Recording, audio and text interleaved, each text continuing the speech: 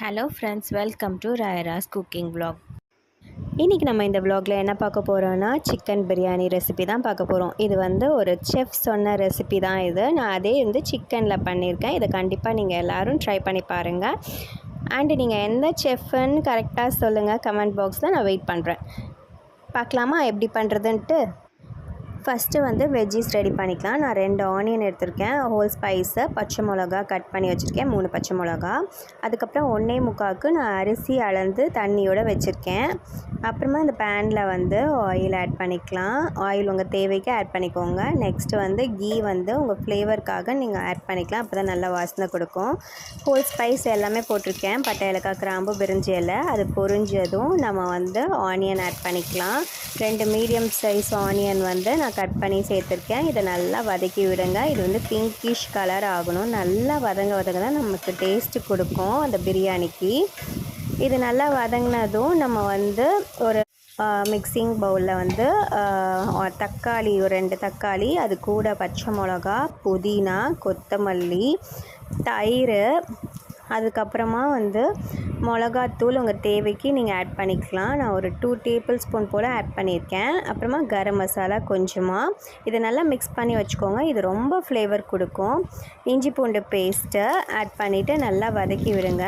ஏன் நான் அந்த மாதிரி பவுலில் மிக்ஸ் பண்ணேன் அப்படின்னா அது ரொம்ப நல்லாயிருக்கும். இது மாதிரி மிக்ஸ் பண்ணி வச்சிட்டிங்கன்னா ஒரு 1/2 ஹவரில் பிரியாணி ரெடி ஆகிடும். நெக்ஸ்ட்டு நம்ம மிக்ஸ் பண்ணி வச்சுருக்கிறத அதை போட்டு ஆனியனில் டாஸ் பண்ணுங்கள்.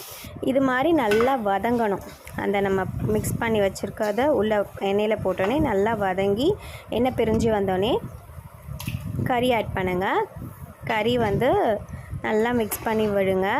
அதுக்கப்புறமா நம்ம இந்த வீடியோ உங்களுக்கு பிடிச்சிருந்தா மறக்காமல் லைக் தட்டி விட்டுருங்க. சப்ஸ்கிரைப் பண்ணுங்கள். மறக்காமல் உங்கள் ஃப்ரெண்ட்ஸ் அண்ட் ஃபேமிலிக்கு என்னோடய vlogsஸை ஷேர் பண்ணுங்கள். நெக்ஸ்ட் நம்ம சால்ட்டு தேவைக்கு ஆட் பண்ணிக்கலாம். இப்போ கொஞ்சமாக போட்டு உங்களுக்கு சால்ட்டு பத்தலைன்னா நீங்கள் அப்புறமா கூட ஆட் பண்ணிக்கலாம். இந்த அளவு நல்லா எண்ணெய் பிரிஞ்சு வந்ததும் நம்ம ரைஸ் ஆட் பண்ணிக்கலாம். நான் ரைஸில் 1.25க்கு 2.25 கப்பு தண்ணி எடுத்திருக்கேன்.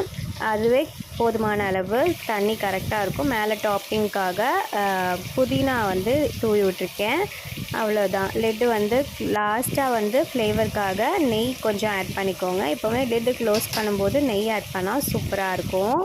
இல்லை நெக்ஸ்ட்டு லெட்டு க்ளோஸ் பண்ணிவிட்டு ஒரு 15 மினிட்ஸ் 13 to 15 மினிட்ஸ் நீங்கள் சிம்மில் வச்சிங்கன்னா பிரியாணி அட்டகாசமாக ரெடி ஆகிடும்.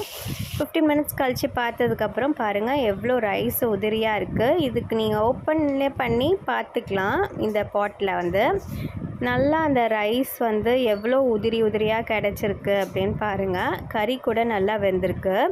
இதுதான் இதோட ஃபைனல் அவுட்புட்.